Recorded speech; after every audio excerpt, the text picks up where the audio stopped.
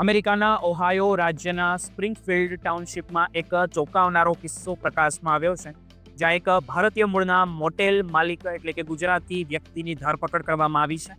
આ ઘટનાની શરૂઆત ફેબ્રુઆરી 2026ની એ ભયાનક રાત્રે થઈ, જ્યારે પોલીસને એક ડિટ્રેસ કોલ મળ્યો કે એક મહિલાનું અપહરણ કરવામાં આવ્યું છે અને તેને તેની મરજી વિરુદ્ધ ગોધી રાખવામાં આવી છે. પીડિત મહિલાએ આક્ષેપ કર્યો હતો કે રેન્ડમ ફોક્સ નામના વ્યક્તિએ તેનું અપહરણ કર્યું.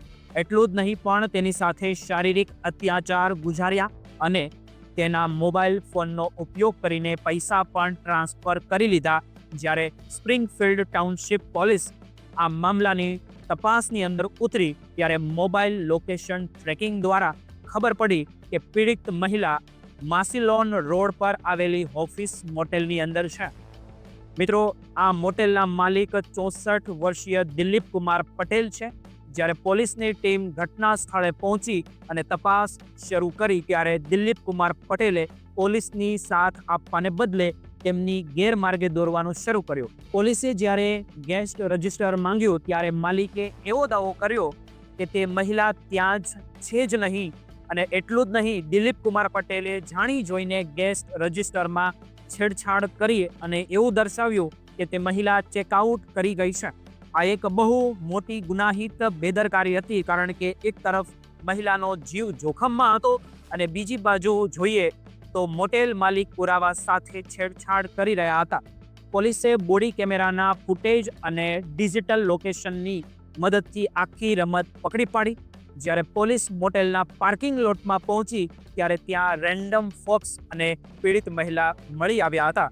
અને રેન્ડમ ફોક્સ પોતાની ઓળખ છુપાવવા માટે પોલીસને ખોટું નામ આપ્યું હતું, પરંતુ તપાસમાં બહાર આવ્યું કે તે પહેલાથી જ વોરેન્ટ ગુનેગાર હતો અને આખી ઘટનામાં દિલીપ કુમાર પટેલની ભૂમિકા અત્યંત એકદમ શંકાસ્પદ દેખાઈ રહી હતી, કારણ કે તેમણે પોલીસને રૂમની સંખ્યા વિશે પણ ખોટી માહિતી આપી હતી, જેના કારણે જે સર્ચ ઓપરેશનમાં મોડું થયું.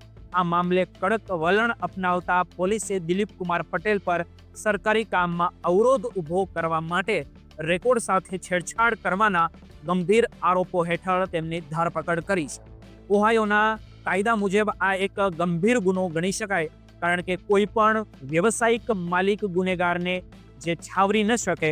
આ ઘટના બાદ સ્થાનિક ગુજરાતી સમાજ અને અમેરિકાના હોસ્પિટાલિટી સેક્ટરમાં ભારે ચર્ચા જાગી છે. સ્પ્રિંગફિલ્ડ પોલીસ વિભાગે સોશિયલ મીડિયા પર આ ઘટનાના ફૂટેજ પણ જાહેર કર્યા છે, જેથી અન્ય મોટેલ માલિકોને ચેતવણી મળી શકે કે જો તેઓ ગુનાહિત પ્રવૃત્તિઓ સાથે જે સાથ આપશે તો પરિણામ ભયાનક તમારી સાથે આવી શકે છે. હાલમાં દિલીપ કુમાર પટેલ કાયદાકીય કુંડાળાઓમાં ફસાયો છે અને તેમની મોટેલનું લાયસન્સ પણ રદ થઈ શકે છે તેવી શક્યતા છે. આ કિસ્સો સાબિત કરે છે કે આજના ડિજિટલ યુગમાં તમે ગમે તેટલા કાગળિયા બદલશો, પણ સત્ય તમારીથી દૂર નહીં ભાગી શકે.